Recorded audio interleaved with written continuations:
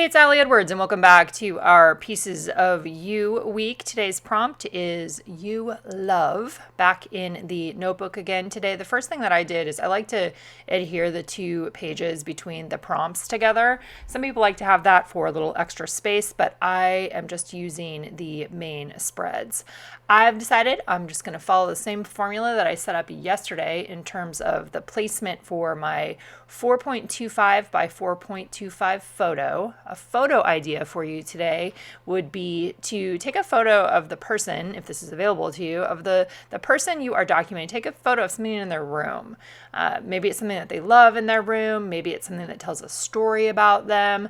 Rather than including a photo of Anna herself, I took a picture of the bulletin board in her room. And I love just having that documented, period. That's one of the things when I look back through the photos that my parents took over the years. Some of my favorite ones are photos of me in my bedroom or just photos of what my bedroom looked like as a teenager. So this is just a photo of her bulletin board in her room. You can also see that I cut up some pattern paper. That's from the first Storyteller kit. Cut that into 4.25 by 4, and then I ran it through the sewing machine to add that zigzag stitch. Then for the other page, I decided this time, rather than writing or stamping directly onto the page in the notebook, I wanted to look and see if I could find a pattern paper that I could write on, because I wanted to play around with one of my Kuretake brush pens today. Yesterday I did big bold stamping. This one could also be big bold stamping. You could write in a paragraph. I'm deciding to fill the page with handwriting.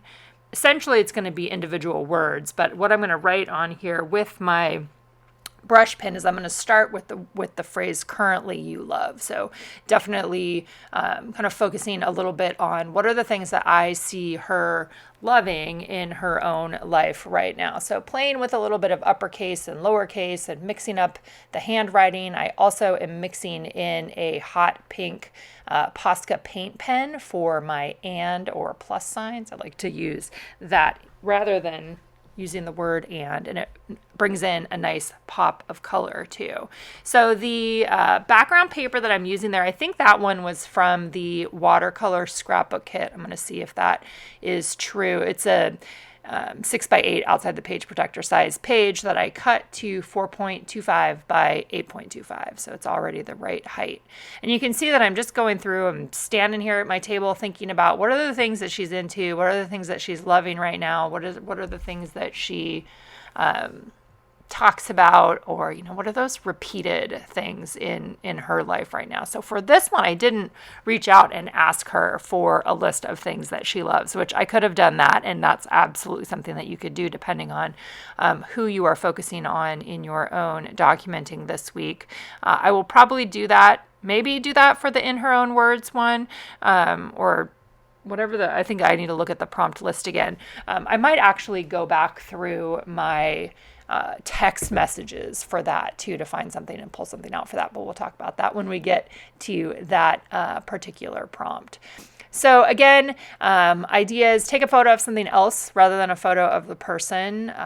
Potentially use your handwriting. You could also do this big with a font that you could print out on that sized paper if you like the idea of the big text, or you can just skip the big text part and write in paragraphs or one big paragraph of text as well. So lots of different options as you are working in this little notebook project.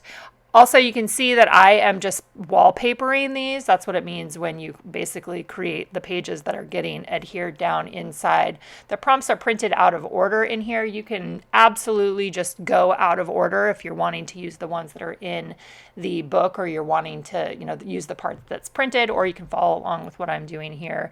Hopefully this will not be an issue in the future related to this project. I think we have tackled what we needed to tackle to get that right for the future. I am underlining here because I love to underline. Again, still using that Kuretake brush pen. This is definitely, I feel like, reflective of kind of the season I am in right now. Bold patterns, bold color, bold type, kind of a little maximalist in some ways, but then I love having some of the maximalist fill up the page paired with that little die cut label, and then just having "You Are" stamped once in the middle, there's some nice contrast in that, in terms of, you know, going filling up the space and then having something that's a little bit simpler too. So red line tape for me, again, for this one, especially in a notebook like this, I like using that double-sided red line tape. It's very, very sticky, keeps them in there. And then I will be rounding the corners again as well. Another thing that I ended up doing actually after I thought that I was finished is I liked how I went back in yesterday and added the "You Are" stamp intermixed with my journaling. So I'm going to be doing that again here on this page, intermixed with the handwriting. I'm just going to use black StazOn ink, and you'll see that in a second here. And again, when I'm adding this in, I'm leaving a little bit of space inside the seam, and then I will trim off the excess along the edge there with my metal ruler and X-Acto knife. And if this is your first time watching one of my videos, I cut into my table. It's kind of what I've been doing for years here in my office. So getting those things trimmed up. Loving the process of this. I also really like for myself that I'm not making it complicated. I'm not overcomplicating it. I'm following a formula. It makes it really easy to come to my table each morning and respond to the prompt in a way that I'm going to have a fun, completed little notebook here by the end of the week. Here's where I'm going ahead in and stamping the "You Love" just around the sentiments, and I really like how that turned out.